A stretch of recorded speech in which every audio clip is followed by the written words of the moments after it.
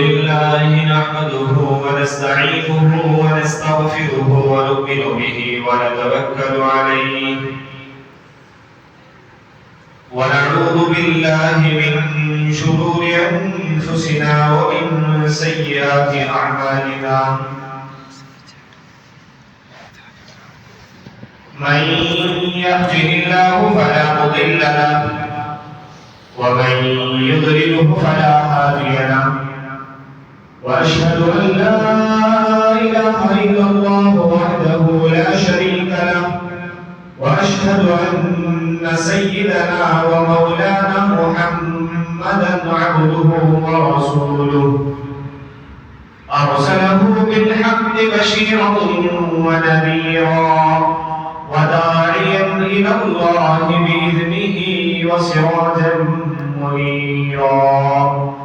أما بعد فأعوذ بالله من الشيطان الرجيم بسم الله الرحمن الرحيم يا أيها الناس اتقوا ربكم الذي خلقكم من نفس واحدة وخلق منها زوجها وبث منهما رجالا كثيرا ونساء واتقوا الله الذي تساءلون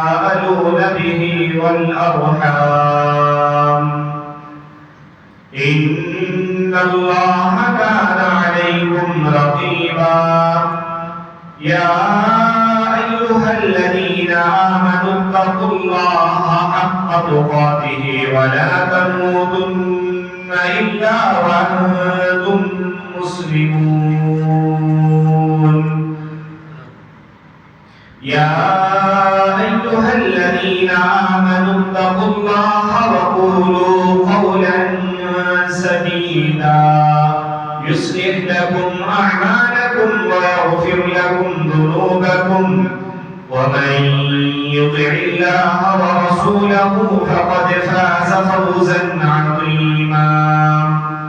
صدق الله العظيم وقال النبي صلى الله عليه وسلم النكاح من سنتي وقال فمن رغب عن سنتي فليس مني أو كما قال عليه الصلاة والسلام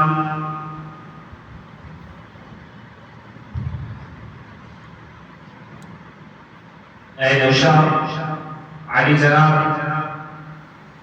اللہ جل جلالہ عمل والہ کے حکم کے مطابق آپ صلی اللہ علیہ وسلم کے سنت مطہرہ کے مطابق اے نوشام علی جناب ناصر بن محمود شریف صاحب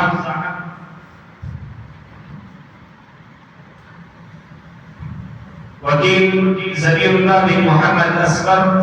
اور عبداللہ بن محمد اصغر صاحب کی وکالت اور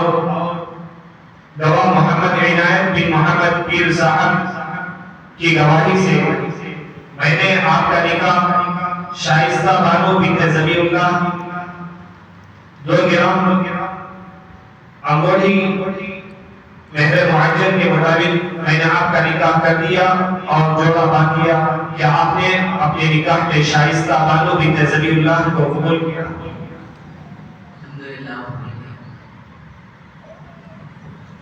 اللہ جل جلالہ عما نوالہ کے حکم کے مطابق آپ صلی اللہ علیہ وسلم کے سنت مطہرہ کے مطابق اے نوشام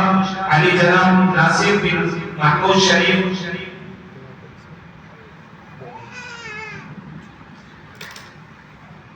ذبیح اللہ بن محمد اصغر عبداللہ بن محمد اصغر ان دونوں کی گواہی سے محمد عنایت بن محمد پیر صاحب کی گواہی سے 2 گرام سونا مہر معجل کے مطابق میں نے آپ کا نکاح شائستہ بانو بنت ذبیح اللہ سے کر دیا. کیا آپ نے اپنے نکاح میں شائستہ بانو بتسبیح اللہ کو قبول کیا. بارک اللہ بارک اللہ بارک اللہ لک وجمع بینکما فی خیر.